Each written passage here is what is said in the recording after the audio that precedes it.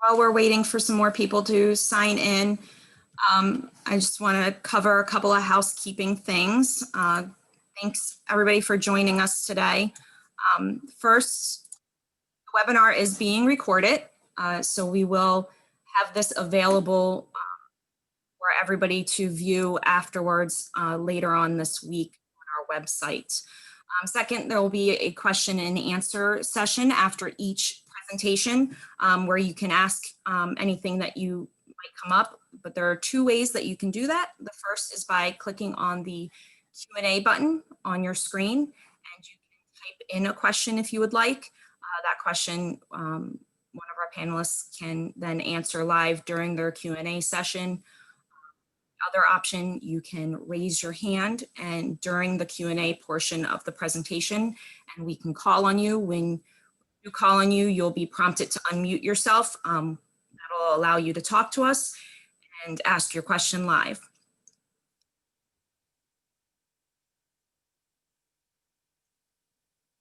While you're unmuted too, just so you know, your profile picture and your name will be displayed to the host, myself, and the other panelists. But you will not be shown to any of the attendees on the list.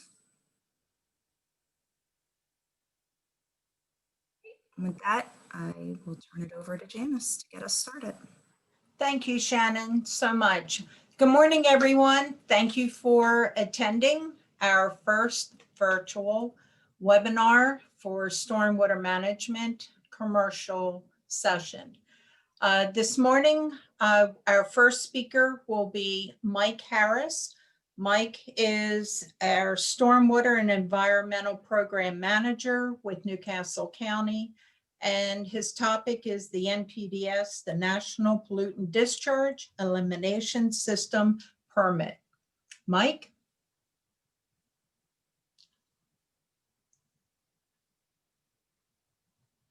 You think after being on Zoom and all these different online meetings, you would learn to unmute yourself before you start talking, but it's an old habit. I want to thank everybody for attending today. It's a really weird time. This is all new for us. But thanks for coming. As I say every year, stormwater management facilities are critical pieces of infrastructure that we ask you to maintain, similar to the sewer system, except that we ask you to maintain them, and they're so fragile. For example, if you don't pick up trash, you can get a plastic bag, it can block up the outlet structure on your stormwater management pond and cause it to fail. If you cut a bioswale too low, it's not doing its filtering, it's not working. They're really fragile, so we really appreciate you doing the maintenance and listening to our recommendations in our stormwater inspection reports and following through on that. Again, it's been very challenging. We appreciate you very much, appreciate what you do. We normally provide you breakfast, as you know, and we're going to make it up to you next year when we're all back without mask and back to normal. So just some ways that we're kind of coping through this year. A lot of us are telecommuting. When we are working in person, inspectors, of course, have to work out in the field every day, but they're practicing social distancing. They're riding one to a car. They're masking, 6 feet distance and all that good stuff. We're also having renovations done to our offices in our building, so it's a little challenging. So email may be the best way to get a hold of us. We do get your phone calls. We may not get them directly, but we will get your message through email. So communication may be a little bit delayed, but we're trying to stay on top of it the best we can. What else? And anyway, I think that's it. We hope to give you some good information. Please reach out to us. We understand, how tough it is out there right now. So if you have issues, please feel free to reach out to us. We'll work with you the best we can. We understand, what we're all going through right now. Finally, I'd like to thank our team for Shannon for helping us put this together. We could never have technologically done this without her help. To the inspectors, to Ellie, Bernadette, and Janice for getting all the inspections done this year. It's been really challenging. We were down people. We finally got restaffed, so we're looks like we're going to make it and get all of our inspections done like we have to do each year. And special thanks to Janice. This is going to be her last seminar, and it's going to be hard to believe that she's going to be retiring at the beginning of next year. We really appreciate her. She keeps us on her toes. She lives, breathes, sleeps stormwater. I can't believe she's really going to walk away from it, but I don't know. I guess we'll see if that really happens. I can't believe she's going to leave. So with that, I guess I'll turn things over to who, Janice?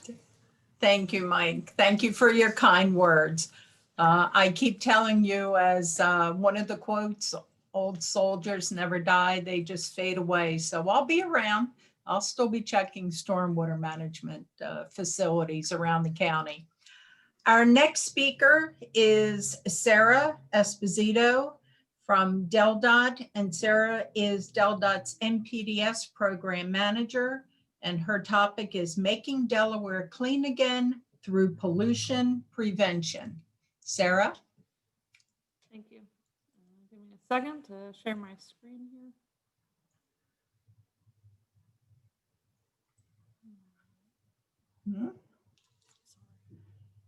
We'll just get Sara's slides loaded. Yep, coming.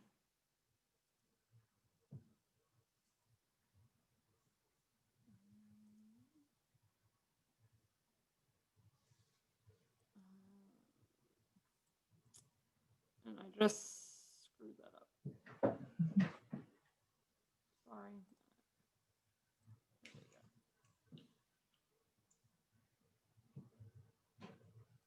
All right. Hopefully everyone can see that now, and Yes. thank you for hosting me. As Janice mentioned, I'm Sara Esposito with DelDOT, and I'm going to talk through what both DelDOT, the county, and what you can do to help provide pollution prevention here in Delaware. And I love this photo of Route 1 in the fall. It shows a nice balance of infrastructure and a clean environment, and that's what we strive to do, is to have that nice balance of both. Wally here is also going to remind you, there we go, to remember those 2 P's, pollution prevention. In a couple slides, you're going to wonder why we spelled a word with double P's, and that's why the double P's stand for pollution prevention. So again, I'm from DelDOT, but everything that I'm going to share with you today is also same things that the county is doing. We have a 50-50 partnership with them. So I might say, we as in DelDOT, but I also mean we as in the county when I speak. And we're also in partnership with our other Phase 1 permittees that have to do very similar pollution prevention tactics within their own municipalities. And those are the town of Newport, the city of Newcastle, the city of Wilmington, Delaware City, the town of Bellefonte, and the town of Ellesmere. We also collaborate very closely with the Phase 2 MS4 municipalities. They have a little less strict stormwater permit requirements than we do in the Phase 1, but they also do very similar pollution prevention tactics. And those are the city of Newark, the University of Delaware, the town of Middletown, and the city of Dover. So the problem is most people either intentionally, which is very unfortunate, or for the most part, most people unintentionally pollute our waterways every day. And the reason for that is every drop of rain that lands, whether it be on a rooftop, a lawn, a driveway, it will pick up any pollutants that are there and bring those pollutants down, enter into our storm drain infrastructure, and discharge out into our waterways. That pollution could be trash that's on the ground, sediment, or chemicals on your roof or on your driveway. So we're going to attempt to watch 2 short clips from YouTube.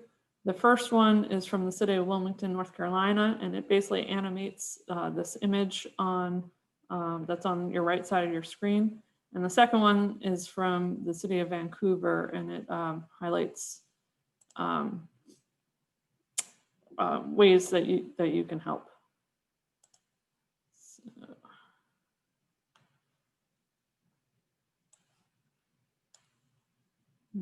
So here goes the first one.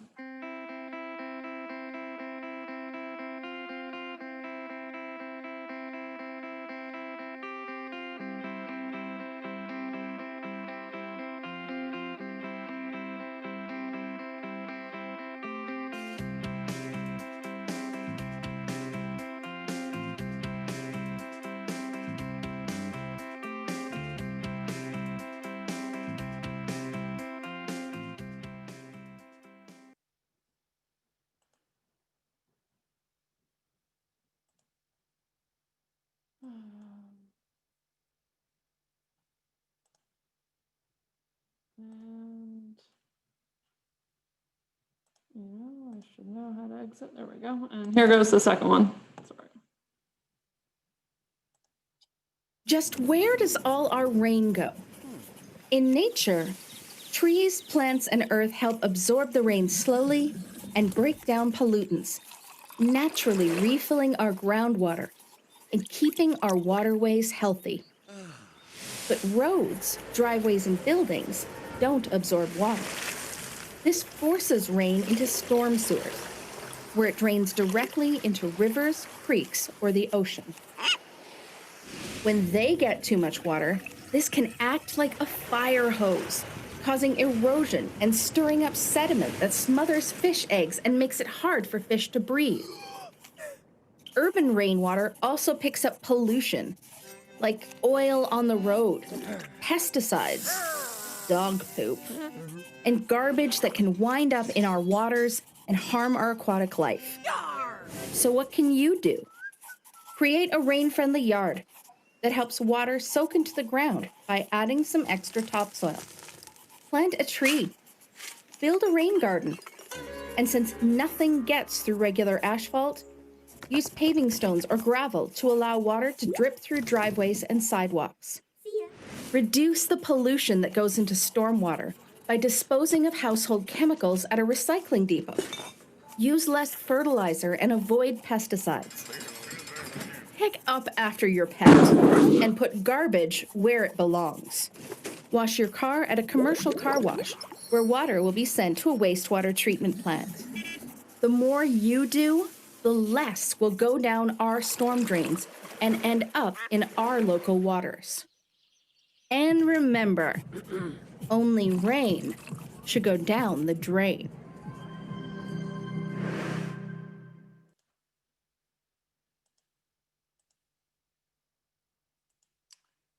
Okay, so that second video highlighted very nicely all the topics we're going to be covering here.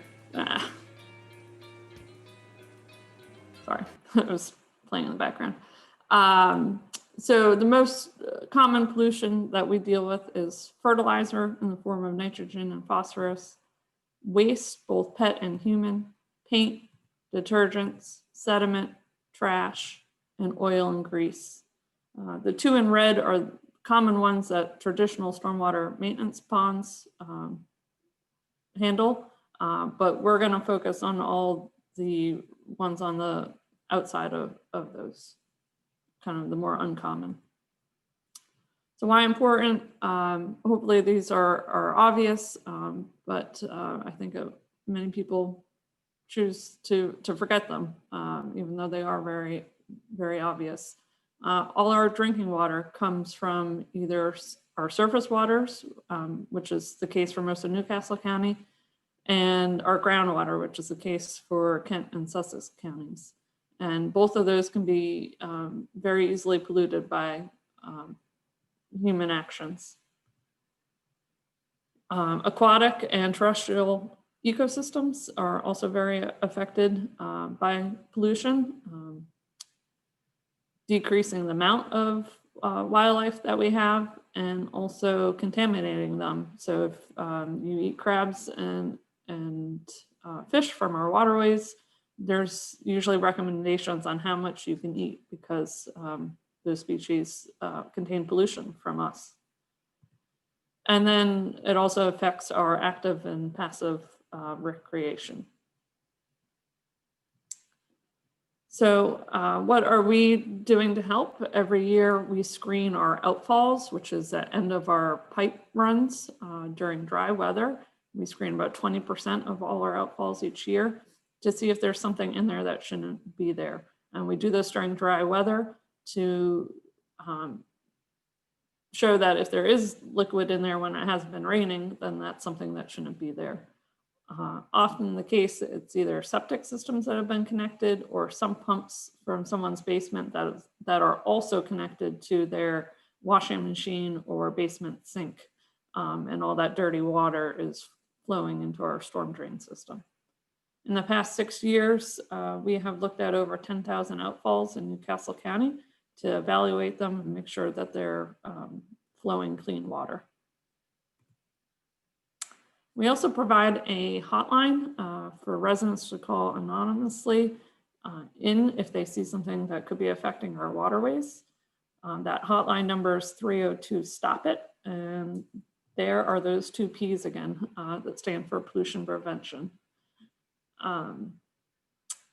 When someone calls in and gives us a tip, we do not disclose their information when we do our educational campaign in that area, but we will send out our consultant KCI to investigate the situation and sample the water if necessary to show if there's any detergents or waste in the water. And then depending on the severity of the case, we'll follow up appropriately. It could be placed on a watch list. If we don't see what the homeowner had called in, then we'll put it on our watch list and go back out in a couple weeks or a couple months, depending on the case, to see if we can find it again. If we do see something, oftentimes in residential, we'll distribute door hangers in the neighborhood to educate on what we found and why you shouldn't be doing that. And we do that because even though their catch basin might be right in front of someone's home, doesn't mean that nearest homeowner is the culprit. So we blanket door hangers throughout the neighborhood, so we're not pointing fingers. But sometimes we do specifically know who is causing the violation, whether it be commercial or residential. And those times we'll work with the county to distribute a notice of violation and follow up to make sure that illicit discharge is taken care of. So you can see a ad here that we put out through Google Ads this spring and fall. And I'm also going to show you a short animated version of it that does not have any audio. So here it goes.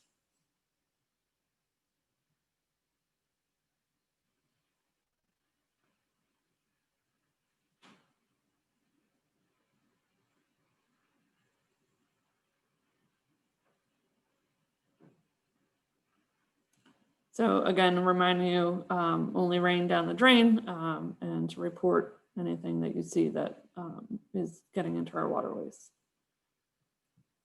We also educate the public through public events such as stream cleanups, community days, and educational programs for students. A lot of that has been reduced this year, but we usually try to get out there and and provide public education. So we also, and to compensate, especially this year, we also do a lot of traditional advertising. We educate on lawn care, about proper fertilization, not to fertilize right before a heavy rain because it will all wash off. Also to fertilize in the fall. Most people don't realize that that's the best time to fertilize, as that's when the grass takes in the nutrients and brings it to its roots to make a healthier grass stand for the spring. In the spring, the grass doesn't really absorb a lot of the fertilizer, so all that excess fertilizer that the grass isn't absorbing washes off. We also educate on hazardous household waste, such as used motor oil. If you change your vehicle's oil in your driveway, you might be tempted to go out into the street and dump it in the catch basin, but that goes right into our streams and rivers, not into a wastewater treatment plant that many people think it does. Also with paint, don't wash your paintbrushes out on the ground where it can enter into the groundwater or stream. Wash in your sink, that does go to a treatment plant. Not to litter, common trash. We still see a lot of trash. People continue to throw trash out their window when they're driving. Obviously we highly discourage that, as well as cigarette butts, as even though they're tiny, they add up and they have chemicals in there that isn't good for our environment. We also educate a lot on dog waste. Dog waste has parasites and chemicals in it that is harmful. And one of the reasons we hear is, dogs are natural. It's a natural thing for them to poop. Why do I have to clean it up? And it is natural, but the amount of dogs we have isn't. And this graphic on the right shows some statistics. And one of those is that our natural ecosystem would support about 2 dogs per square mile, but in most urban settings, we have 125 dogs per square mile. So that's a lot of excess waste that is entering into our groundwater or surface water. And that's why we encourage you to scoop it up.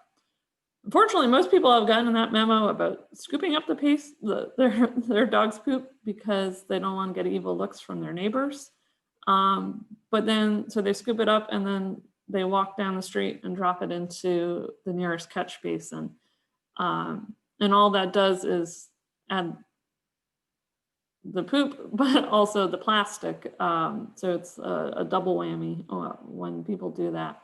And as those bags accumulate in the catch basin, a large storm event comes through and pushes all that collected waste into the nearest stream or ditch where that pipe discharges into. So we highly recommend that you scoop your dog's waste and then also deposit it in your trash so it can go to a landfill. We've seen it all besides just dog waste. Unfortunately, we've also seen human waste entering into our storm drain. Unfortunately, that's not rust in this picture. It was likely caused by a illicit septic system being connected into our storm drain. This isn't necessarily the same photo, but the photo on the right shows a pipe entering in our storm system where it isn't supposed to. We also see excessive amount of cigarette butts in our catch basins, as shown here. If we were to find this, we would do a door hanger campaign in that neighborhood to educate about that. We also see excessive trash and leaves and grass clippings. So excessive is kind of purposefully depositing leaves or grass clippings into the street's storm drain system. Natural leaves falling or the last pass of a lawnmower adjacent to the roadway and those clippings get onto the road, that wouldn't be a violation, but the kind of purposeful blowing of the clippings or leaves would be. We also see a lot of paint getting thrown down the storm drains. Here's some white paint and here's some blue paint. And also a lot of sediment in the street. This was a homeowner that was doing a do-it-yourself project. And had a lot of undisturbed soil on their property, and that was washing down into the street, as well as concrete washout from a, someone was having a new driveway put in or a new, concrete pad in their backyard, and that concrete washed out down into the road.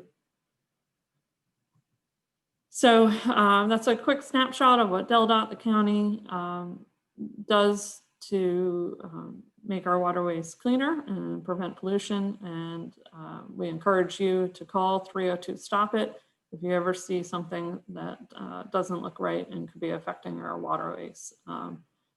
Please call, whether you're out on the road for your job or you're at home in your residential setting.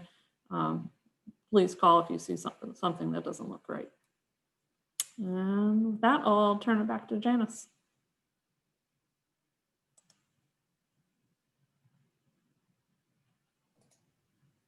Unless there's any questions, I'll take questions now at this time. Sorry. Any questions right now? If not, we'll also be taking questions at the end of the presentation. So if you have something for Sara, and actually just announcing if anyone has any questions that they don't have a chance to ask during the presentation, please email or call any of the speakers, and that's on the agenda shown on your screen at the end of the presentation. So you know us, call us at the county office, and we'd be more than happy to get an answer for you. Thank you very much, Sara, for your presentation. Appreciate it. Our next speaker is Ellie Mortazavi. Everyone knows Ellie. Ellie is our Stormwater Program Coordinator for Newcastle County, and Ellie's topic will be Annual Stormwater Management Maintenance Program. Ellie? Thank you, Janice. Good morning, everyone. Thank you for joining us during our first online seminar. We have been doing these seminars for many years, but as everyone mentioned it, and because of everything going on, we are having it online this year for the first time. And thank you for joining us.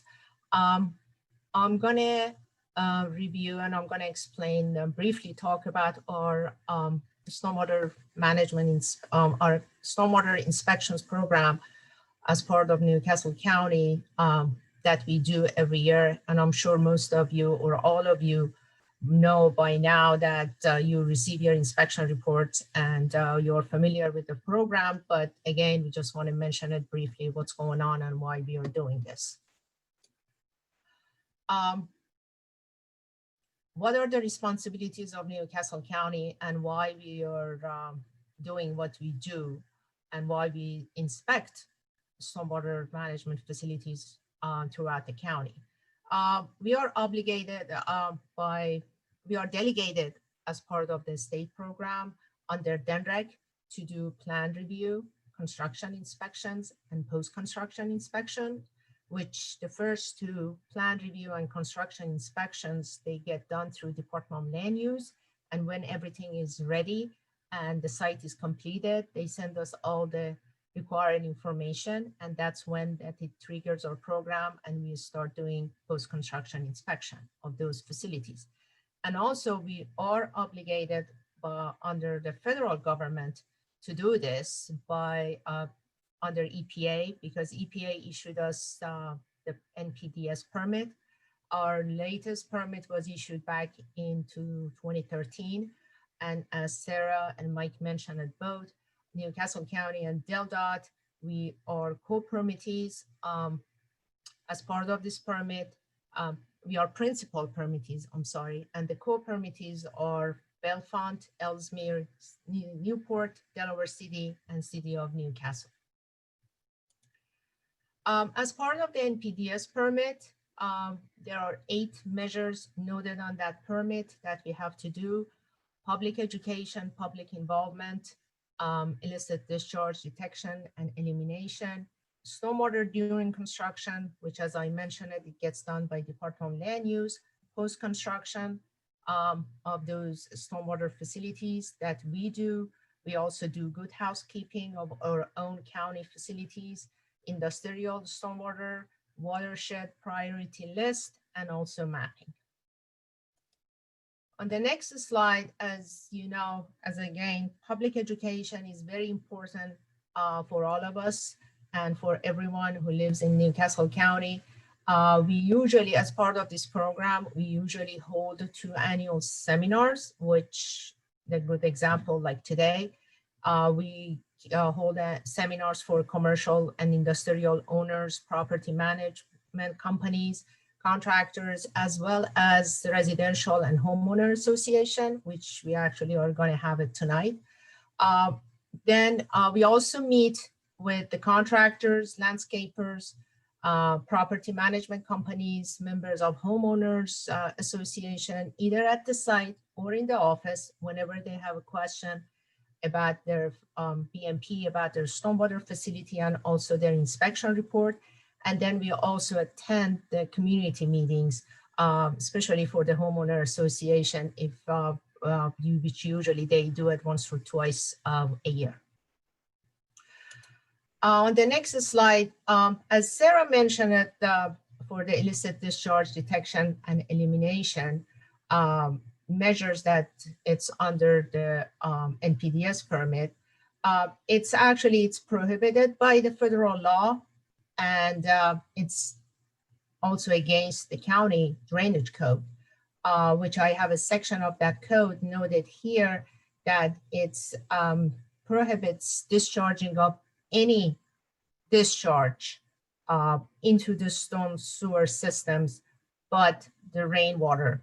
And for example, again, as Sara mentioned it, any pet waste, discharging used oil, paint, trash, sediment, anything but the stormwater is prohibited if someone is discharging that into the storm drains.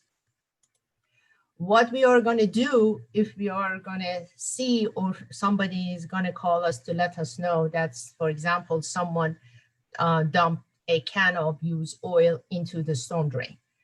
As soon as we receive a tip, our crew actually goes out, our county personnel go out, they go out and they do PID, which it stands for possible illicit discharge case, visit the area and make a report. They send us the report, and if it was confirmed that it was an active illicit discharge case, then we issue a notice of violation and correction order to the owner. We also send a copy to the site, to the property site, but the owner is the one that receives the main copy of the NOV. Failure to complete the items on the correction order, it shall result into further enforcement action under our code, which includes not limited to the administrative fines and investigation fees. We usually give the owner 10 days to investigate and stop the illicit discharge and clean the site. They have to send us a plan of action. What was the problem? How did they stop it? And what they are going to do in order to clean the area. My recommendation is if someday you receive one of these NOVs, please call us as soon as possible. We'll work with you. We understand the situation out there. We understand that what's going on. But as long as there is a communication and we know that you are working on it, we try to work with you and extend the time frame if you needed some more time. On the next slide, that's the main actually work in our office is the post-construction stormwater management inspection that we are obligated to do. We have to inspect all the new and existing stormwater management facilities throughout the county at least once a year and notify the owners and responsible parties about the maintenance deficiencies. We update our inventory once or twice a year. We usually, we get all the required information as-built information, landscape plans, and everything from the Department of Land Use as soon as they approve the site and approve the plans. And we collect the information and update the inventory. And then there are all mapped. All the facilities are mapped and inspected on a GIS-based software annually. And when the inspection is completed, when our inspectors go out, they inspect the facility, they provide us a report, and the report gets mailed out to the proper property owners or the owners or whoever is responsible to do maintenance of that facility. I have an example on the next slide, a snapshot of our GIS based map.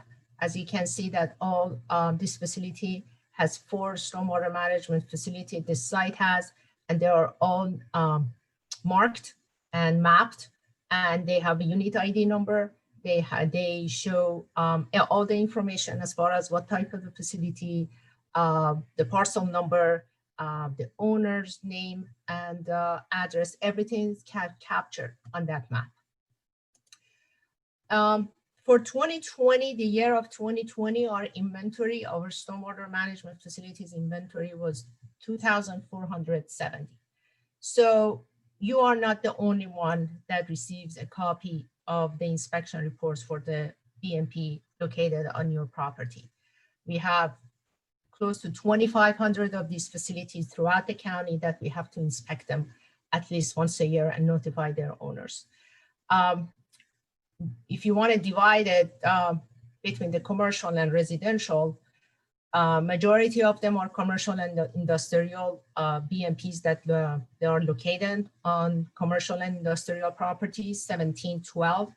And we have also 758 BMPs throughout the residential communities. These BMPs or stormwater management facilities, examples of those are such as ponds, bioretention areas, biofiltration swales, constructed wetland, green roofs, subsurface systems, filter strips, and filters. Now on the next slide, after we complete, our inspectors go out. Bernadette, Igo, our stormwater inspection supervisor, will explain in more details as far as what did they do when they go out for inspections, but I'm going to briefly touch on it. They go out, our inspectors go out, they inspect, they come back, letters and inspection reports gets reviewed. Every one of the inspection report gets reviewed by Bernadette, and then we give it a timeline for performing necessary maintenance. We send a copy to the owner or whoever is responsible to do maintenance, and they have to complete all the maintenance noted on the inspection reports within that time frame. As I mentioned it earlier, if you can't complete or you can't do the work within that time frame, we always here communicate is the key. Communication is the most important factor of our work when it comes with following up with the inspection reports. So give us a call, send us an email, and let us know if you need more time or if you have any question about the stormwater inspection report. Our inspectors, their names are noted on the first page of the inspection reports with the phone numbers and emails, and they are more than happy to communicate with you as soon as they get something in the emails or in their voicemail. When you receive a copy of the inspection reports, what's the best thing to do for you guys?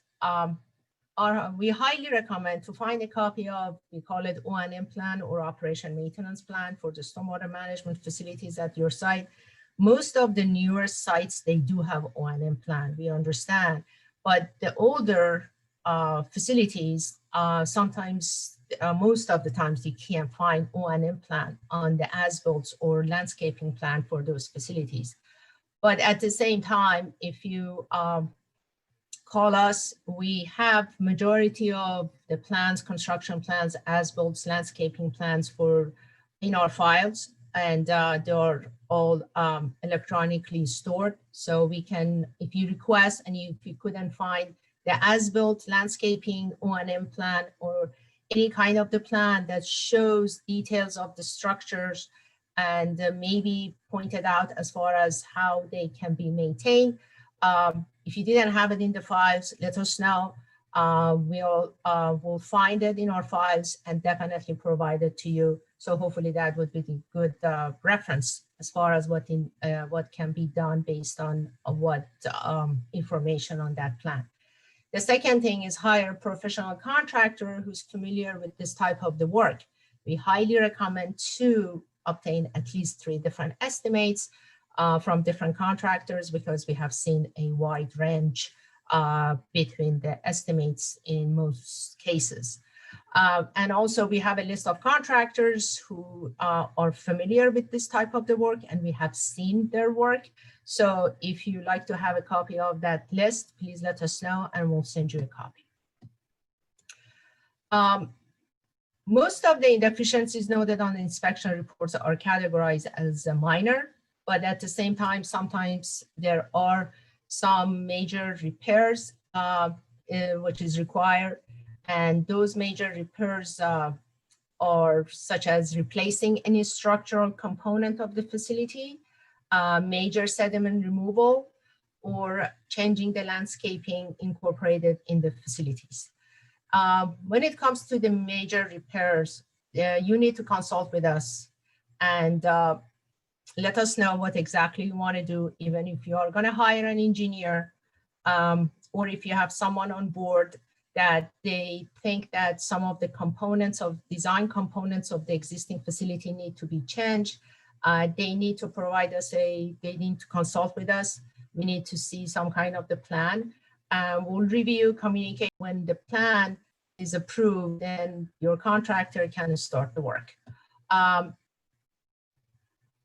In order to change the landscaping, because we have some cases that people, they do have bioretention facilities and they think that their landscaping in the bioretention facilities, they need to be changed because what they have, it's not working. In that case, you also need to let us know, work with us, and more than likely you are going to need to consult with the landscape architect to change your original approved landscaping plan and send us a copy. When it's approved by us, then you can change the plants and vegetation in the bioretention areas according to that red mark landscaping plan, which is revised and approved by landscape architect. The next slide is during and after work is completed. Actually, it's the next slide after this. When the time comes and you want to start working on the facility, call our office if you have any question. As I said, it's very important. I'm going to repeat it again. There is a time frame noted on every inspection report that you have to stay within that time frame. But we understand that sometimes, most of the time, because of different reasons, you can't complete the work within that time frame. Please call us. Please let us know. We are flexible to extend the time if we know that you are working with us. Again, call and email inspectors or me and provide us pictures of the completed work when it's done. And sometimes it's going to save everybody's time when you provide us pictures of completed work, rather than having a site meeting and go over the work that is already been done. The next slide is going to talk about the enforcement. What's going to happen if the property owners or whoever is responsible for maintenance ignores us, ignores the inspection report, and doesn't perform or doesn't complete all those deficiencies, maintenance deficiencies at the site. Our inspectors, they go back after the time frame is they know the time frame is over, noted on the inspection report. They go back, they do reinspection. If we realize that the work is not done, the notice of violation and correction order will be issued and will be made to the owner and responsible party. As part of the NOV, you have 10 days to submit a plan of action. and 30 days to complete the work. And again, if still we don't see any progress as far as the work at the site, a rule to show cause hearing will take place, plus up to $1,000 fine per day from the initial day of violation. But, you know, we are trying not to go through that process, the enforcement process. We are trying to work with everyone to get their maintenance done. But sometimes, you know, it's we have done it, and we have actually worked with the property owners when got all the work done, whatever it was needed to do. My presentation is actually done by now. I'm going to again thank you everyone for joining us, and I'm going to take questions, I guess, at the end, and then now I'm going to turn it over to Janice again. Thank you, Ellie, very much.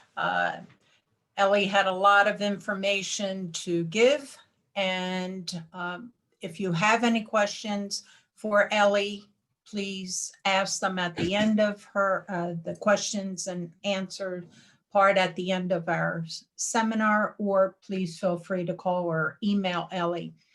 Before I introduce Bernadette, I want to let you know that our stormwater family is growing.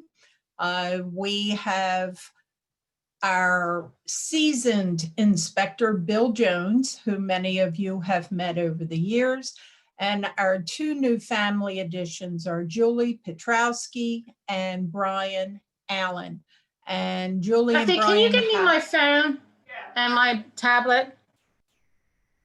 hello.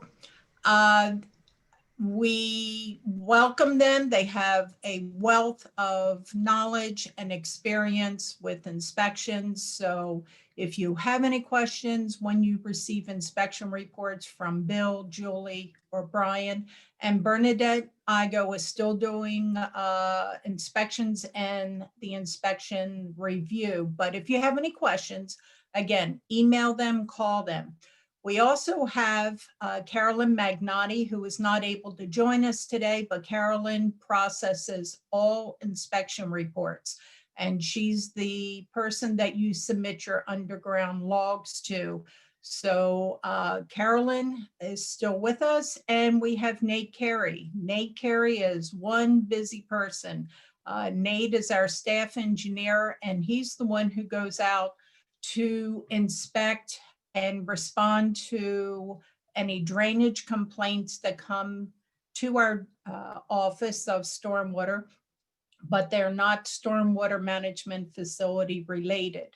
So Nate does a lot of field inspections, and once he determines whether it's something the county should be involved with, he'll sign up for an inspection report, and, or I'm sorry, Nate, I'm forgetting the term that you used, but Nate will process the drainage complaint. If it's a drainage complaint that goes to another agency, such as DelDOT, Nate will handle that, or sometimes it's a private matter and Nate will recommend to the homeowner of hiring a contractor. So I just wanted to let you know there are many, many people behind the scenes that help our stormwater program run. I now am going to introduce Bernadette Igo. Bernadette is our stormwater inspection supervisor, and Bernadette has a lot of valuable information to explain. Thank you, Bernadette. Thanks, Janice. Sorry for that little outburst. Believe it or not, my neighbor's landscape just came and was using the snow blower, so you wouldn't be able to hear me. So I had to change rooms real quickly. My name is Bernadette Igo. I do supervise the stormwater inspections for Newcastle County.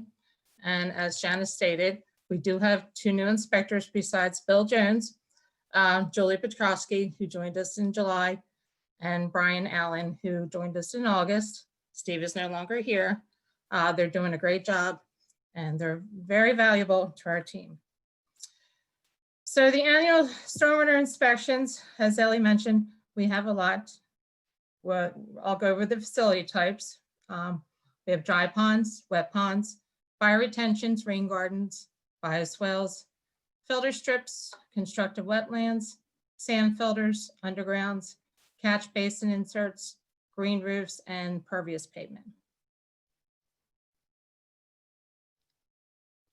So I will just, we'll have a couple of videos to show, but we'll just pinpoint what we're looking at when we go out in the field. We would like to see access to and around all components of the pond at all time.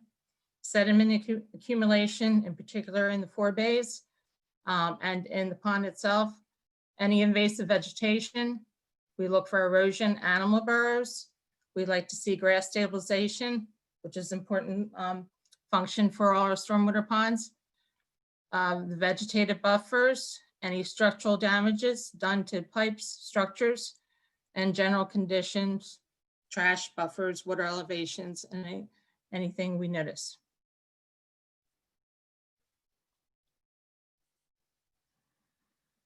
So here's our first video that we're going to show you of what we look at when we're at a dry pond.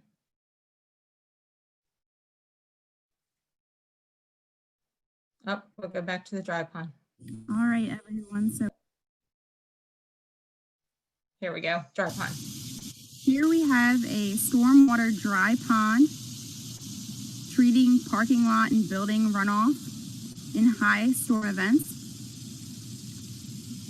Across the way, you have 3 rip-rap line inlet channels taking in the water. In front of us, we have an outfall control structure, and it's low flow. In this area, there's probably some recommended maintenance that we can talk about in order to make sure this is properly functioning, easy to access, and complete annual inspections.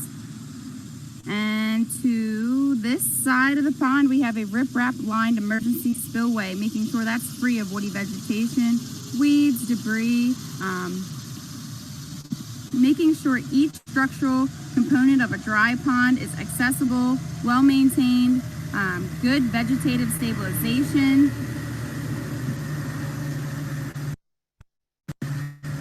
Just kind of giving you an overview of what we come out and do every day here in Newcastle County, ensuring good maintenance, good housekeeping, removing trash and debris from the facility, ultimately talking about stormwater education and ensuring good water quality. Behind this outlet structure is a 10-foot wide access path to the outfall. That outfall structure connects to a manhole and then outfalls into a riprap outlet protection area, which we call the outfall location. And right now it does need some maintenance to see the pipe, but overall the access path is there. So an inspector can walk up to it and just say, hey, look, we need routine maintenance. We're willing to work with you and make sure this discharge is flowing positively and to the proper location.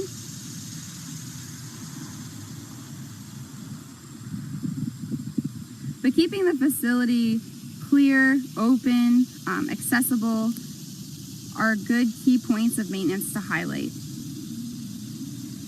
So this was a dry pond. There's many different features that might not be here, that might be at another dry pond that you've seen. Feel free to bring it up, questions. We really appreciate this. Thank you.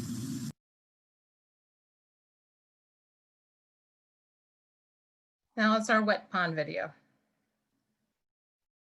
All right, everyone, so here it is. We're at a residential community in Newcastle County, Delaware. This is a wet pond, and I'm completing a 2019 annual inspection, and there's certain structural features in a stormwater inspection that an inspector needs to look at. And so to talk about maintenance and what we look for, we're looking at the wet pond right here, and across the pond you have a concrete inlet structure. We make sure that area is clear from woody vegetation, overgrown vegetation, algae, invasive vegetation, minor sediment that can accumulate from high stormwater events. And so there's a structure right there. And then right in front of us, we have an outlet structure. It has a trash rack at the top minor debris. And so in heavy storm events, that water and debris can wash up. And so minor maintenance is needed to keep this pond functioning. And so we just make sure everything's working. So for this wet pond in general, grass growing 4 to 6 inches to ensure good stabilization throughout the pond. There might be some minor recommendations that we as a group can discuss to make this wet pond good and continue to stay in compliance. All right, so I'm going to be walking back. From the outlet structure, we then have the outfall structure. So we would like to provide a 10-foot wide access path to all outfall structures. Where this pipe outfalls into a riprap in outfall forebay, and the pipe itself will transfer and discharge that runoff that's held in the wet pond out to here and probably to a local stream. In this area, we'd like to see it free of trash, debris, overgrown woody vegetation. You might see that on the comments. Making sure the structure's intact, monitoring minor rusting, and that's where that ultimate stormwater runoff goes to.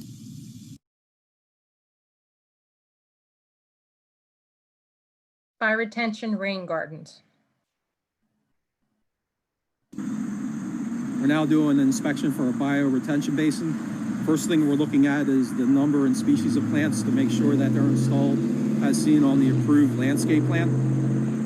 This particular basin appears to have all the plants in place, slightly overgrown. They should be trimmed back probably in the fall, but it will be listed on the approved landscape plan when it should be trimmed back. There are some minor grass and weeds growing inside that need to be removed. That would be listed on the inspection report. Taking a look at the mulch in this facility, there are areas of the bioretention basin do not have any mulch.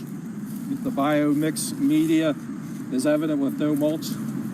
So this facility will need triple shredded mulch installed to a minimum of 3 inches, which is the design depth for a bioretention basin.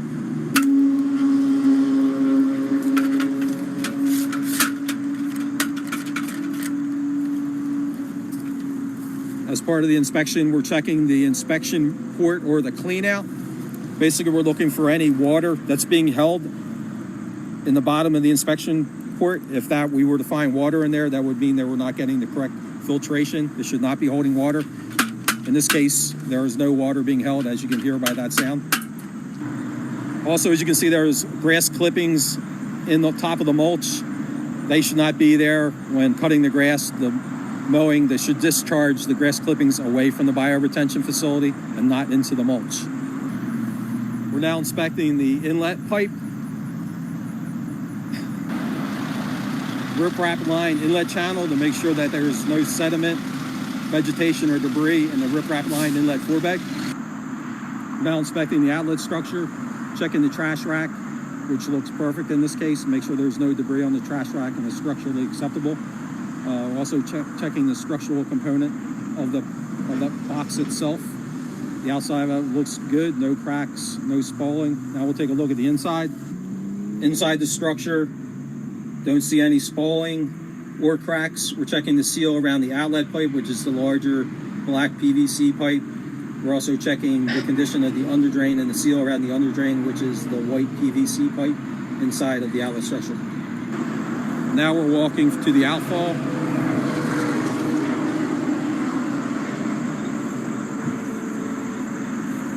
As part of the inspection of the outfall, we're looking at the riprap lined outfall forebay to make sure there's no vegetation or sediment. In this case, there is vegetation in the riprap that will need to be removed in order to be in compliance. There is no sediment. And then we're going to check the structural component of the pipe itself coming in. The outfall pipe and flared end section seems to be in good condition. That completes the inspection of the bioretention facility. Filter strip. This is an inspection of a grass filter strip. As you can see, this one has a stone level spreader or stone diaphragm Some grass filter strips do not have this stone level spreader. This one does. So as part of the inspection, we're looking for the stone level spreader to be free of sediment, vegetation, and debris, which for the most part this is. Very, very, very minor sediment in the stone. If it was inundated, it would need to be removed in order to be in compliance. We're also looking for a good stand of grass in the grass filter strip itself. If there were any bare areas, we would ask for those areas to be reseeded and get a good stand of grass growing. This one, the grass looks really healthy and really good, even though this time of the year it's very dry. In addition to that, the grass should be maintained per the height on the plans. In this case, the height of the grass is specified to be cut no lower than 6 inches. The one additional thing that we would be looking for is the slots in the parking bumpers. We would make sure that the slots are not inundated with sediment and blocked, which would cause areas of concentrated flow going around the parking bumpers. So as you can see, the slots under the parking bumpers are open and free flowing.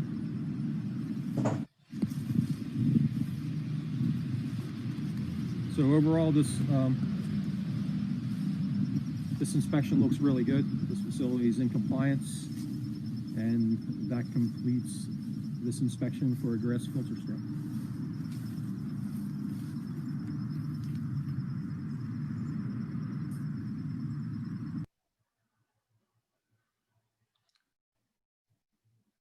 Bioswale. This is an inspection for our biofiltration swale. The first thing we're going to look at is the riprap lined inlet forebay and the inlet pipe itself. Lined inlet forebay and the pipe, the structure itself. The integrity of the pipe looks, although a little worn, it looks adequate. The riprap in the forebay itself overall looks pretty good. There is minor sediment and very minor vegetation. So in order to be compliant, we would ask for the minor sediment to be removed as well as any vegetation. The reason the vegetation we ask for to be removed is in order that we can see sediment. If it's totally covered with vegetation, we cannot see the sediment in the forebay itself. Therefore, the vegetation has to be removed in order to be compliant. As part of the inspection, we're also checking rock check dams, which this has 3 rock check dams. Some biofiltration swales have check dams, some do not. We're looking for the rock check dams to be free of any accumulated sediment and vegetation. These look great.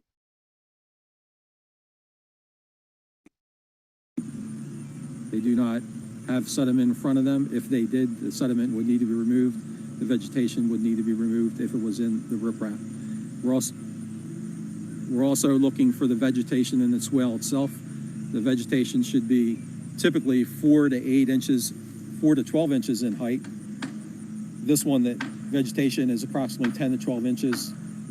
There's a great strand of grass.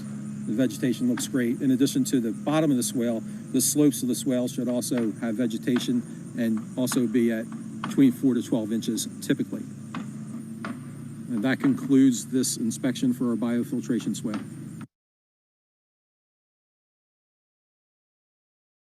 It's a constructed wetland. This is an inspection of the constructed wetland stormwater facility.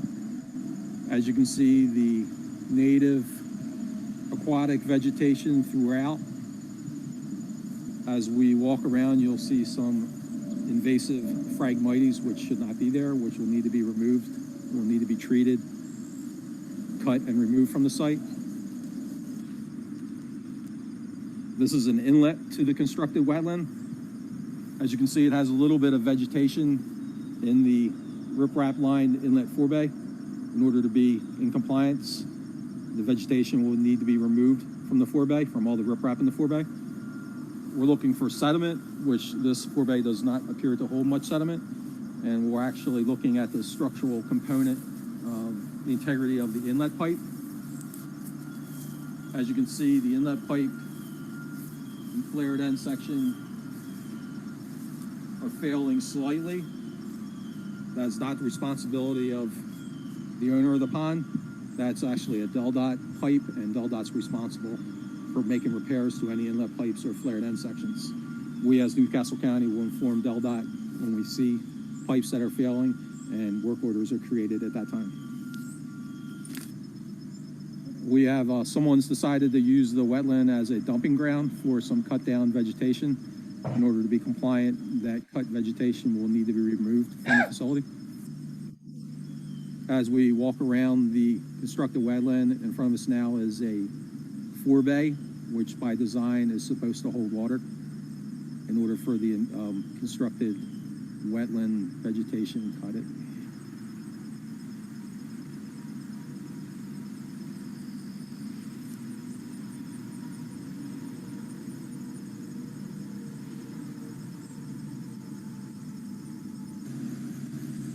As we walk around the pond, you can see additional invasive vegetation, the Phragmites sprouting up. Again, they'll need to be treated, cut, and removed. This facility does have a buffer around the outside of it. As you can see, all the native plants look beautiful in the buffer, which is by design, and the buffer is supposed to be there. In addition to the Phragmites, there's some invasive purple loosestrife growing in this facility. As you can see from the video, that too will need to be treated and removed. We're now making our way to the outlet of this constructed wetland. As part of our inspection, we need a 10-foot wide access path.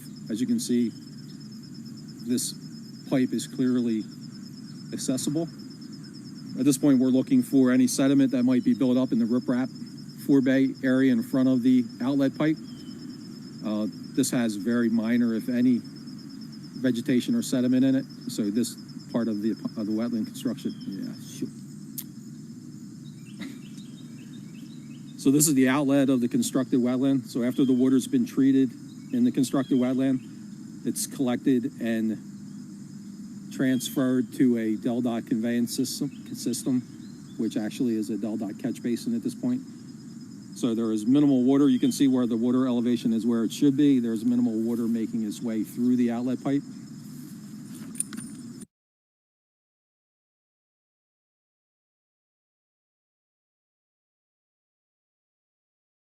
Sand filter. This is an inspection of a sand filter. So the sand filter has two different chambers, has a water chamber on one side that collects sediment, and has a sand chamber on the other side. The grate, I'm getting ready to pop the grate, which is the water chamber. So after I pop it, I'm gonna look for sediment and debris in the bottom of the water chamber.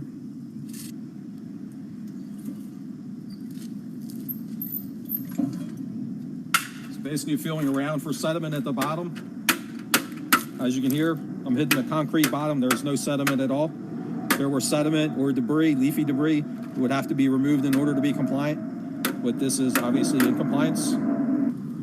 While we're inspecting, we're also looking at the concrete to make sure there's no cracks or swelling in order to make sure that the structural integrity of the sand filter is intact. This one shows no signs of spalling or cracking. Okay.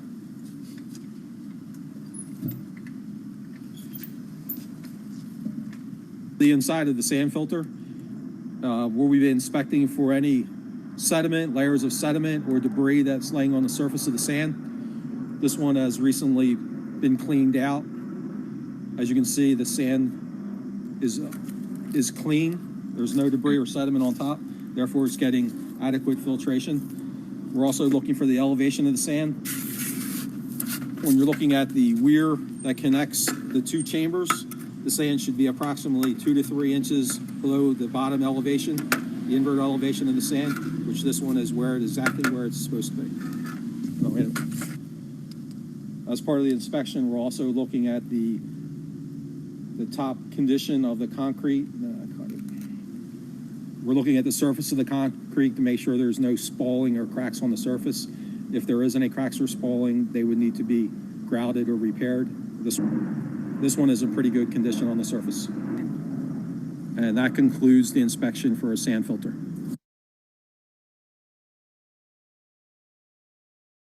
Underground This is chambers. an inspection of an underground stormwater facility. This is a storm tech system that basically is underneath the paving. If you can look where the county car is, basically there's a stormwater system underneath the paving of that county car. One of the things that we inspect as part of our inspection, which we can do from the surface, is checking the manhole. This manhole has a sump in it. If any sediment or debris were to be in there, it would be collected in that sump area. As you can see, there's basically no sediment in this, and it's being maintained properly.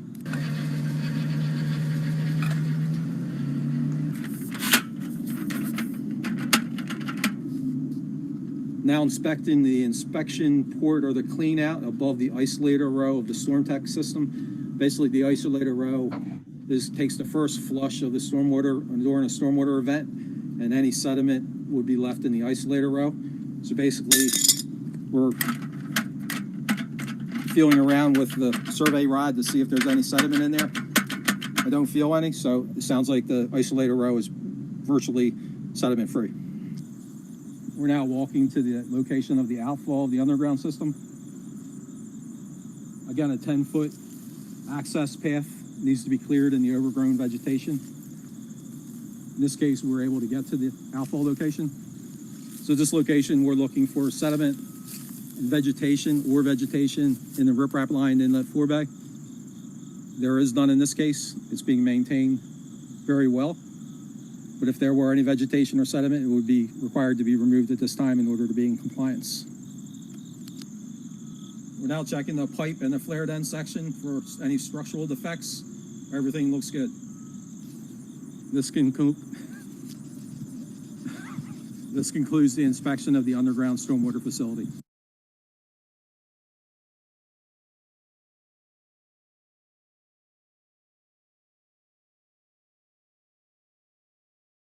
So now we have catch basin inserts. We don't have a video for that. They're pretty basic, self-explanatory. They're small stormwater BMPs that are being installed more often in the parking lots. The grates around them need to be cleaned out. The chambers need to be cleaned out a couple times a year. There's instruction on the maintenance schedule on the as-built plan. So with these facilities, you'll want to get a copy of the as-built plan, which has a maintenance schedule for cleaning them routinely.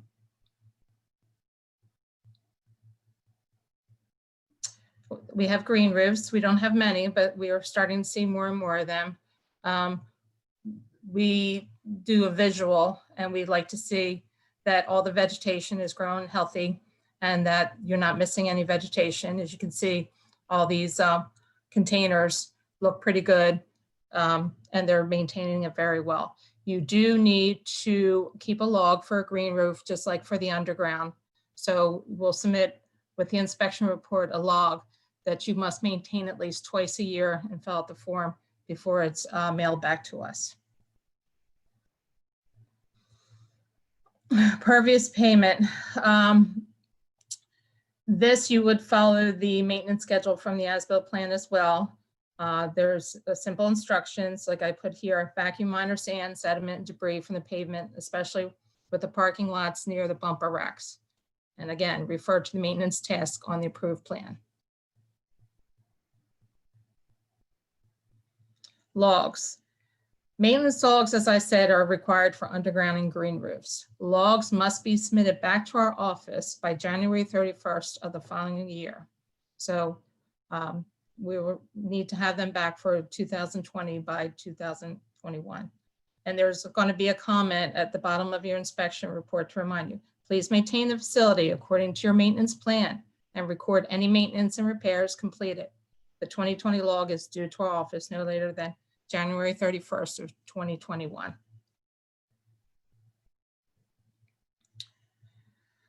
So we have a lot of facilities, and in order to keep organized, with our inspections, we have a tracking system on our computer program. Every facility is inspected annually with re-inspections if necessary. If your site is under any kind of violations, re-inspections will continue until the work is completed or a rule to show cause hearing will be scheduled with assessed fines. We do give extensions, as Ellie mentioned in her presentation. Communication is key. We'll work with you as long as you work with us. We give extensions if weather permitting, if it's a bad time of year, that's understandable. Just give us a call and we'll work out another deadline. If you're working for a major problem and you're working with outside engineering guidance, that takes a little longer. So yes, we'll give extensions. We'll work over a span of time as long as progress is being made and is approved by our stormwater engineer. Communication is key. Call us. I think in these times, the best is to send emails. We'll always get back to you and follow up with you. Common questions. Can the annual inspection be scheduled? Unfortunately, we're going to have, even next year, probably 2,600 facilities. We cannot schedule annual inspections. Can a site meeting to explain the annual inspection report be scheduled? In certain cases, if you're having difficulty or not understanding, we can, but it's very hard to schedule site meetings. We will only schedule a site meeting with the hired contractor. We will not schedule site meetings if you're getting estimates from several contractors. We can only do it with the hired contractor. We have to make sure that they're qualified to do the work. We want to make sure that you have copies of the stormwater as-built, so you understand what facility and how it's to be maintained. And we want to know that you have time to complete the work by the deadline. Can a site meeting, schedule a site meeting to re-inspect the work completed? We're asking, especially in these times, to submit pictures of the work completed with a name and the unit ID after the work is completed. It's been working very well so far. So if you have any questions with that, just give us a call. We usually can communicate over the phone and answer your questions, but please submit labeled pictures of the work completed in order to be in compliance.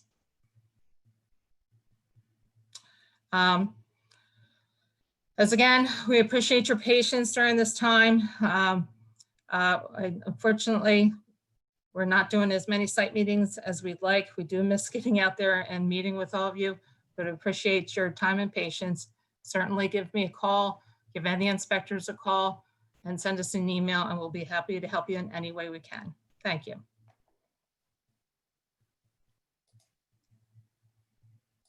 Thank you, Bernadette. Very, very informative as usual.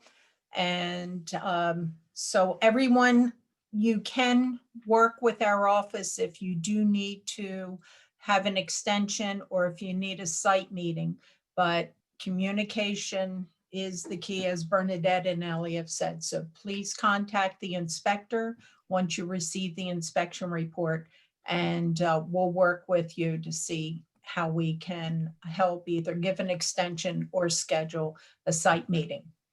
Our next speaker we have is Jeff Vance. Jeff works with Brightfields Incorporated, and he is their construction and restoration program manager.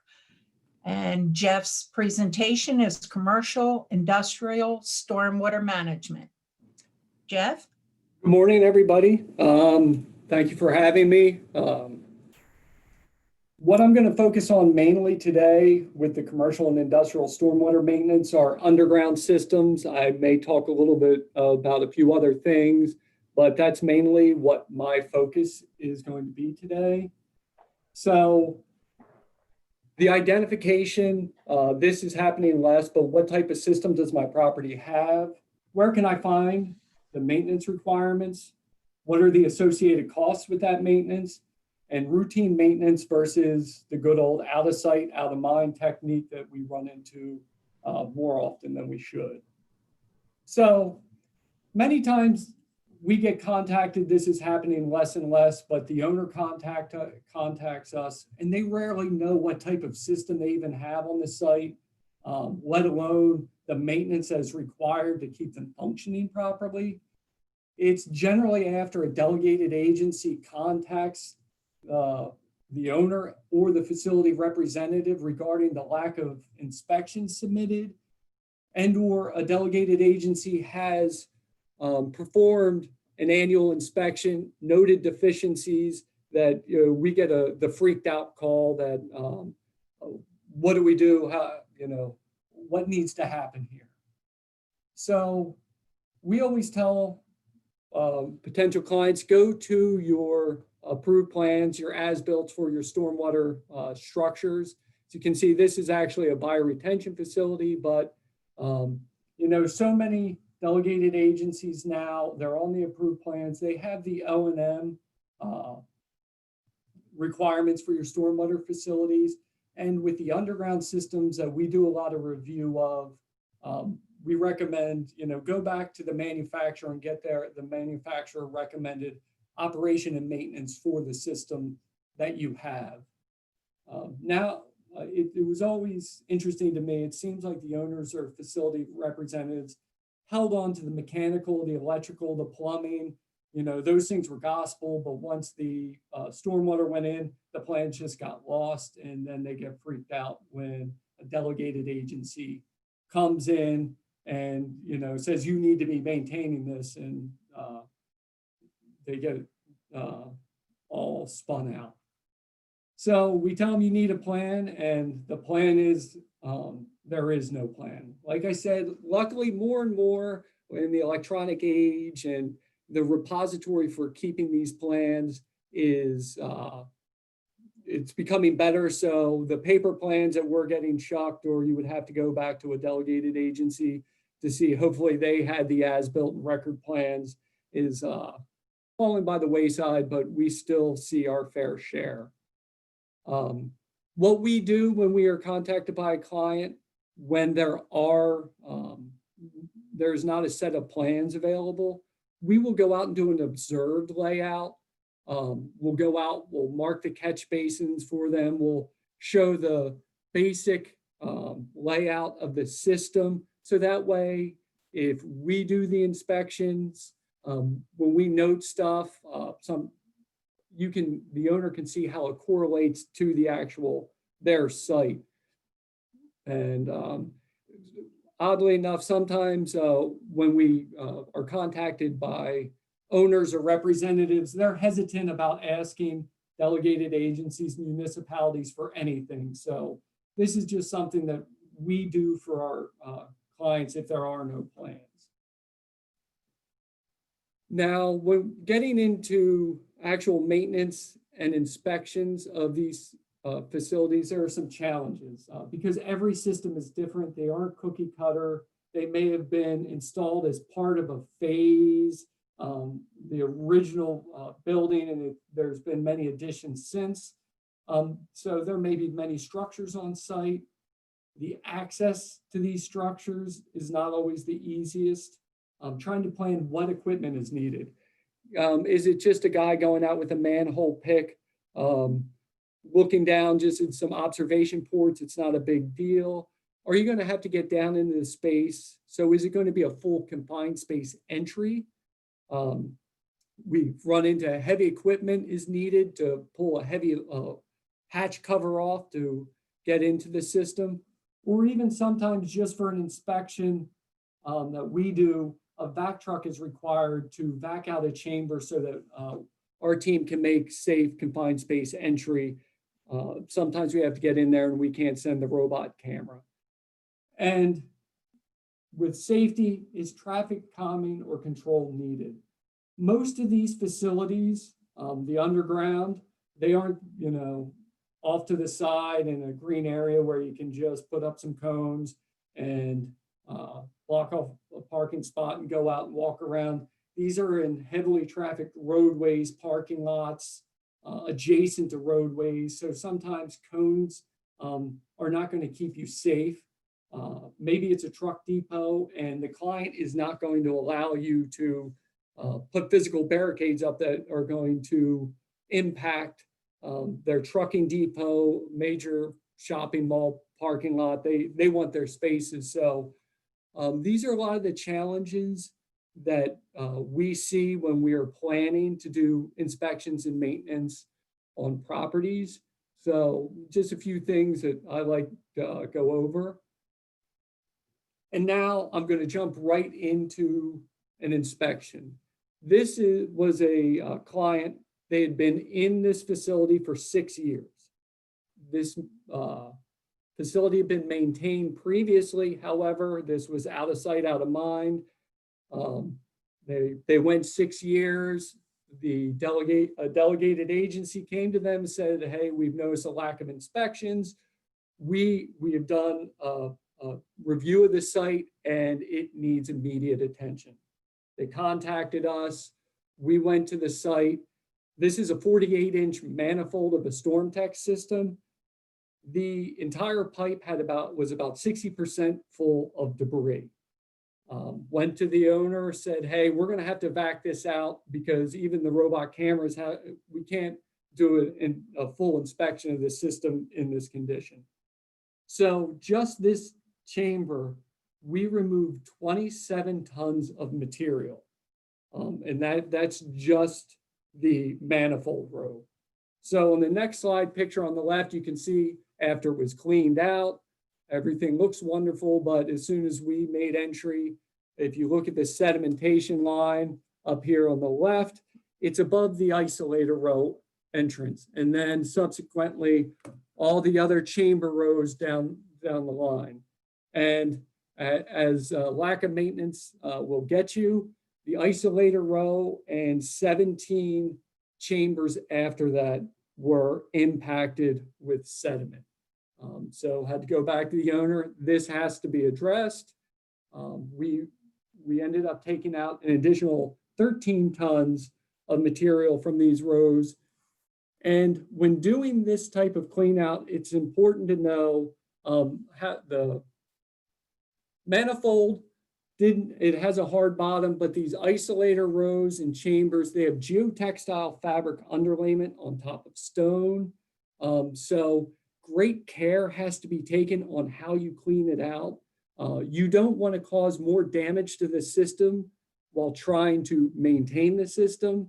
We've received calls from people, they can't figure out why their system's not functioning properly because they just had it cleaned out and somebody either used the wrong nozzle sled and ripped the geotextile, either blew stone back, it clogged up the isolator row or another infiltration chamber. So when having somebody perform maintenance, it's important that they know the system that they're doing and that they are properly cleaning out the system, not causing more harm and keeping it functioning as designed. We sometimes get calls from clients and facilities reps who, if we're doing inspections or they would like us to teach their facilities reps how to do their biannual inspections to stay compliant with local delegated agencies, we always take them to the weir structure. The weir structure for us is the quickest way to determine the condition of the underground system. This one here, it's nice, it's clean both sides. So you can rest assured that everything else seems to be in decent functioning order. However, if the inflow side, if there was a lot of accumulated sediment, we recommend you look at your contributing area. Why is this sediment getting into your system? We really try to impress upon our clients that managing sediment topside is so much cheaper than having to manage it down. Even in the catch basins or on the right side of the weir chamber, there's still costs involved, but once it goes over that weir and gets into the system, that's where the costs really go up. So here's a routine maintenance, larger nyloplast system. So large parking lot, sand, road grit, small stones, rain event, goes into the catch basin, goes into the system.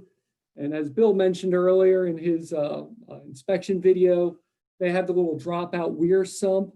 We've been monitoring this. Once they get about 60% full, we recommend and we come out with a vac truck. We clean these out. That way, even on a heavy storm event, it's not scouring and getting into the system where, again, it's getting much more expensive to maintain. So just to give you a rough estimate of cost, a system like this, that vac truck was only there for an hour. We didn't need to have him clean out, jet anything else out. So therefore, systems as far as maintenance costs can run anywhere between $500 to $2,000, but it's all depending on type of system, of course, the size, and what's the access. This was a weekend because this is a very busy parking lot and we could not get the access to the full system, as I talked about challenges earlier. Now, as I mentioned, routine maintenance.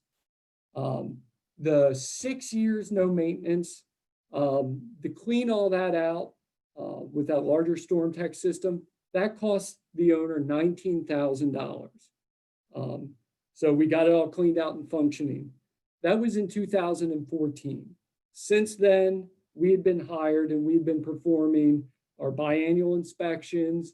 We've had a couple events where we had to vac out smaller catch basins and once on the right side of the weir box. And so basically 6 years, no maintenance. It was in the around $19,000 and 6 years of biannual inspection, total compliance with delegated agencies. The cost was around $6,900. And like I said, that even included of the vac truck coming out. So to give you a little bit of scale with, a lot of times the people don't like to pay a couple $1,000s a year for maintenance, but it can save you a lot in the long run. A lot of clients sometimes just say, hey, we'll wait until the county or somebody else comes out. We'll let them ding us with deficiencies and then we'll just deal with it at that point. However, that can get very expensive. So as I mentioned, we really try to impress upon our clients that it can be much cheaper to manage your sediment topside before it gets into the facility. So here we have the FlexStorm inlet protection. That's a proprietary name. There are many different ones. It depends on whatever the client wants to purchase, it's going to work. This, I will say, a lot of people don't like to go with because they are labor intensive. They need a lot of care. They blind up quickly and then your parking lot floods. So places that have a dedicated maintenance person have gone with them. Other ones that see a lot of road traffic and road grit, they'll have a once a month street sweeping, which, you know, let's get it all up off the pavement before we have a rain event and it even gets into our system. So that way they reduce the frequency of having us to come out with a vac truck, you know, and spending bigger dollars. With this client, we had been doing inspections for them for 3 years. On the picture on the left, as you can see, the first year we went out, this pipe was half full of sediment. It was just really some mucky gunk. That vac out was quite substantial. It ended up costing about a little over $7,000 for that event. And so our second year we came out, they did a little better job managing it topside. And as you can see, you know, it's about half as much. So that was just shy of $4,000 to clean that out. And that was a year that this client actually went ahead and put in permanent inlet protections. They have a maintenance person who's on site every day. He's emptying trash cans, he's doing stuff.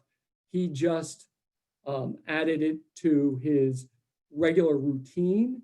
So this last picture is the next inspection. It was right around $600 for the full inspection, went down there. Everything really looked good. There was a little bit of stone moved, but however, as far as previous years, the managing the top side really worked for this client.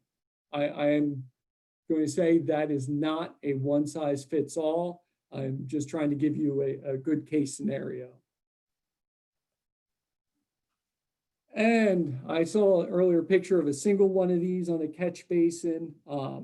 There are many, actually, I don't want to say many.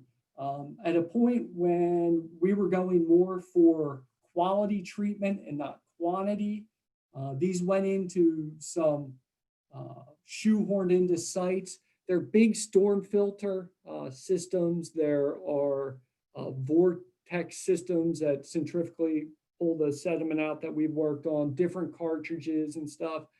This just happens to be a storm filter. This site, we got involved with it after a 100-year storm event was taking place. The outfall to the system completely plugged up, blinded up.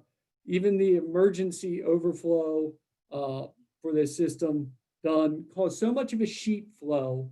It went through the parking lot, jumped the curb, started scouring behind the catch basin to the point that the lateral force of the sheet flow cavitated the curb and part of the catch basin structure. This was not in Delaware. The local municipality came out to try to figure out what happened, and they found this system that had never been maintained. So we got the call, we came out. These cartridges are filled with a compost filter media. Like I said, they're going more for quality treatment. So each one of these had to be pulled out. They get sent back to the manufacturer. They send you nice new refurbished canisters with new filter media. As you can see, the second from the left picture was what was left behind. Spent an entire day confined space, pressure washing, backing out the system. The next picture, they're the risers that all these cartridges sit on. Each one of these cartridges, depending on the moisture content of the filter media, weigh between 45 to 70 pounds. It is a labor-intensive process getting these things down through the manhole and set. This client, before we did the structural repairs to the catch basin, this ran right in the neighborhood of, I believe, $24,000.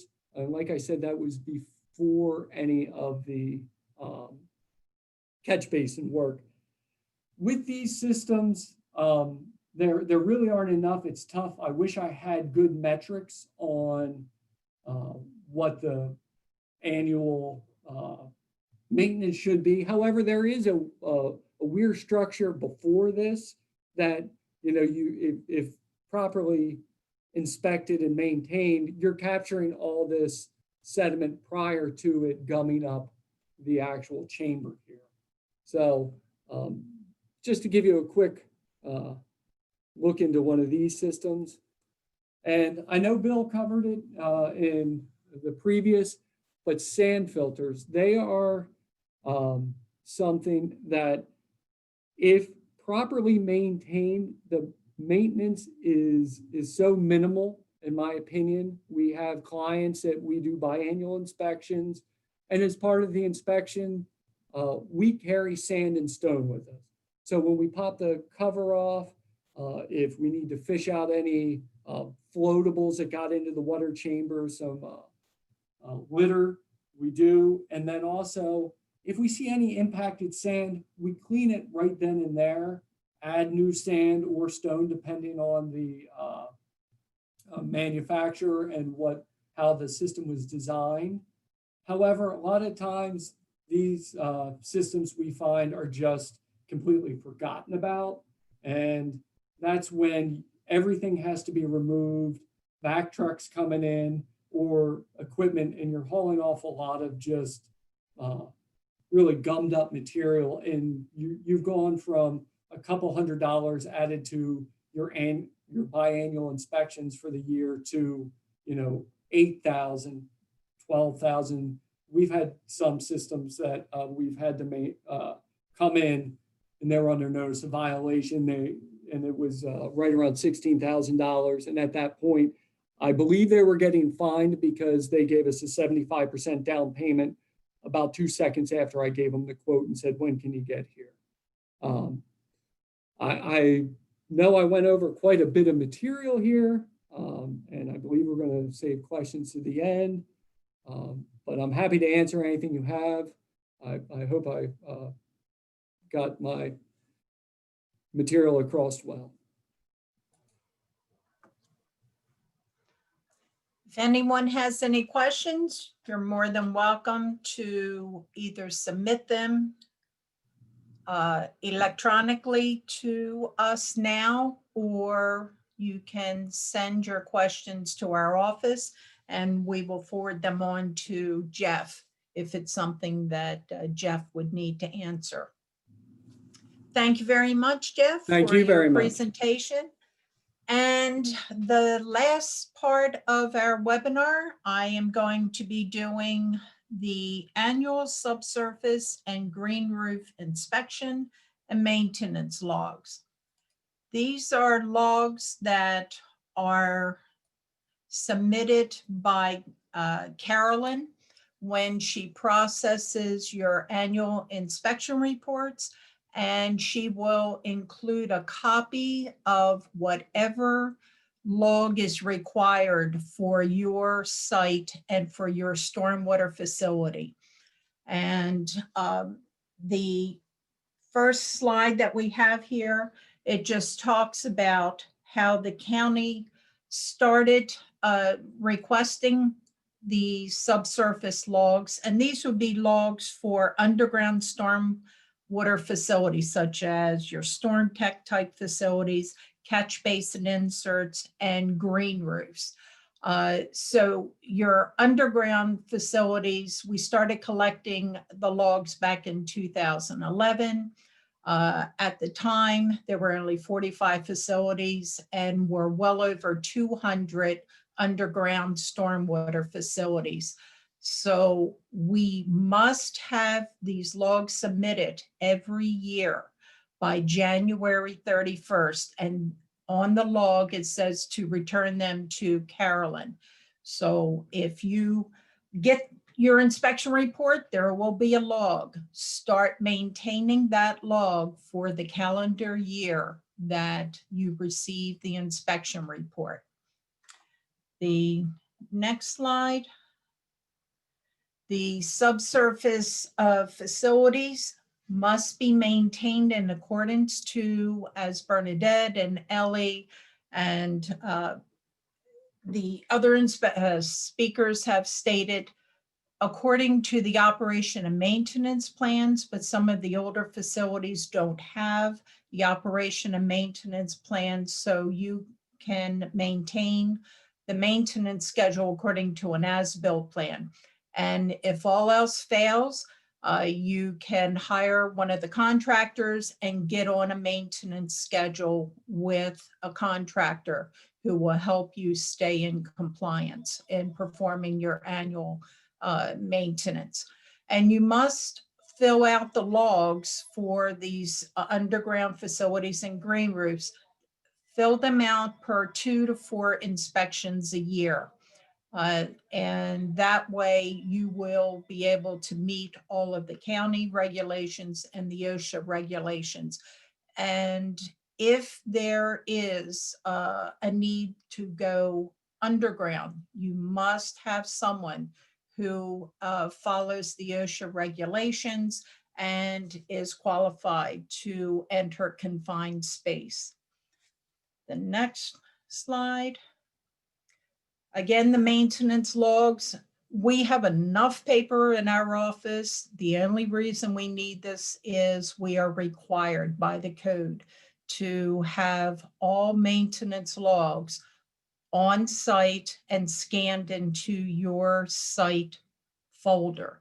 So if you don't submit them, Carolyn will be reaching out to you again as a reminder, but we must have these logs on hand and in your file.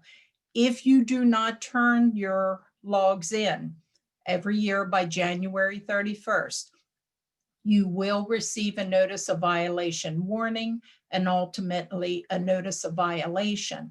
What could happen is that should we go to a rule to show cause hearing because of outstanding logs, a hold will be put on your property, on your parcel, and no permits will be allowed to be pulled if you are under violation.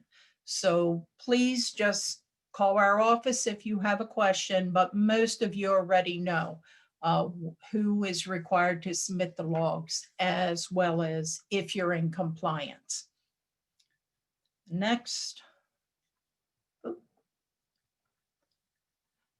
These are examples of the logs that you will need to have filled out. The site would be, of course, the name of the site that is on the inspection report. So when you receive your annual inspection reports, it has a site name, it has a unit ID number, which will start with a 2 and it's 5 digits.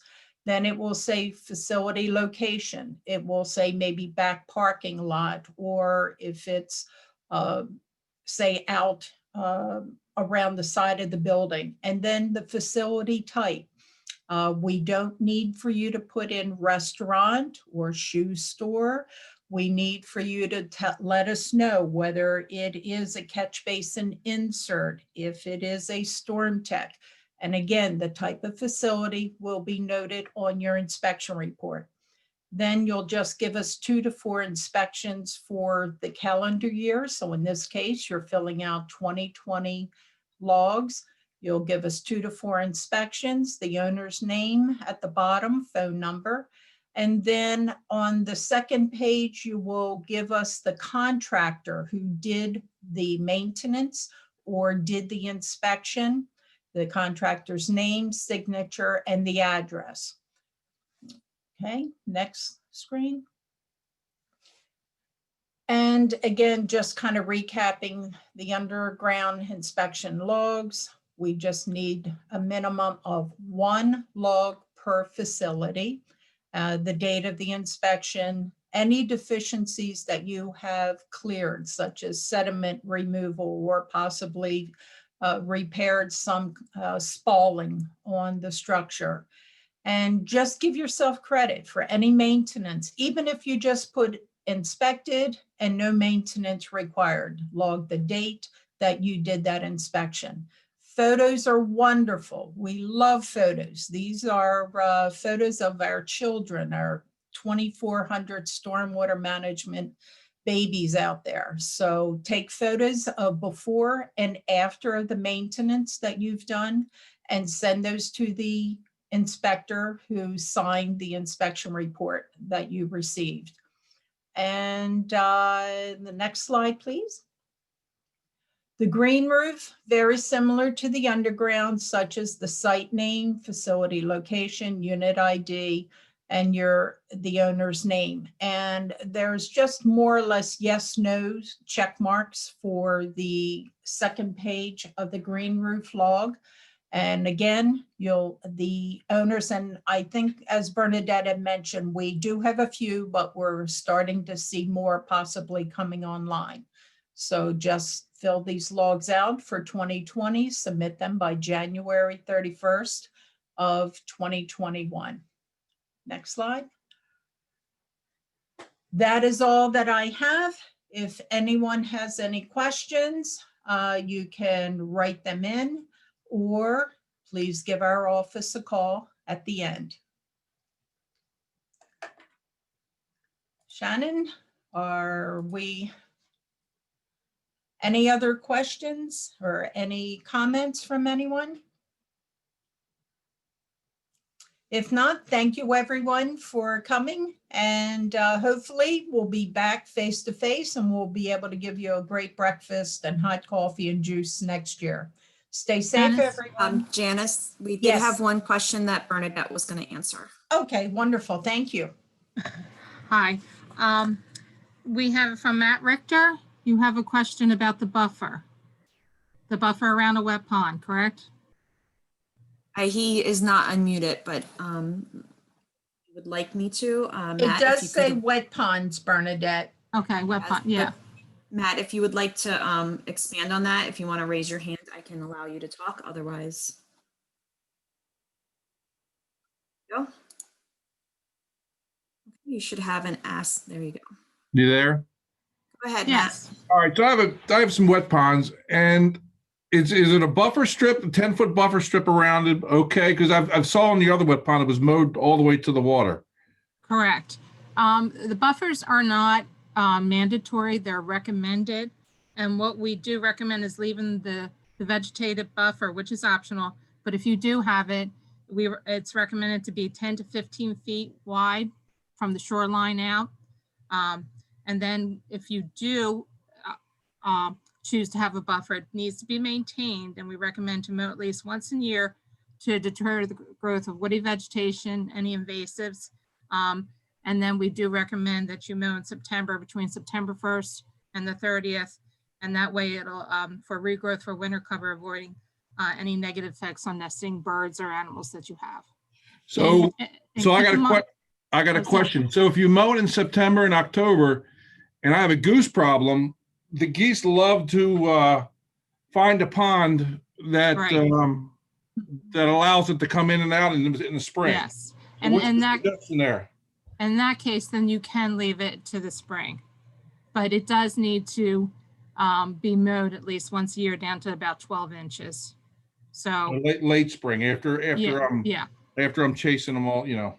Okay. Yeah, the geese problem is a big problem, but if you do have a healthy, thick 10 to 15 foot buffer, it does deter them from coming and wanting to habitat around your wet pond. Thank you. And please keep in mind, if you do have a vegetative buffer, to keep it 5 to 10 foot access to and around all the structures. That's any inlet structures, the outlet structure, the emergency spillway. We need to have a structure, a pathway, so the inspectors to get to those structures and inspect them up close. Okay. Any other questions? And if you have a question, you can either raise your hand and I will unmute you, or you can hit that Q&A button at the bottom, type it in.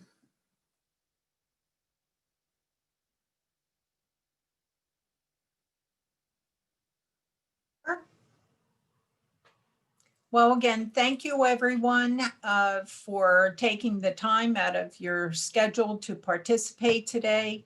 And our stormwater group owes a great gratitude to Shannon for helping us organize this. Without you, Shannon, this would not be taking place. So thank you so much. Everyone have a safe day, safe year. And do we have another one? No, okay. Thank you, everyone. And hopefully we'll see you all in person next year. Take care.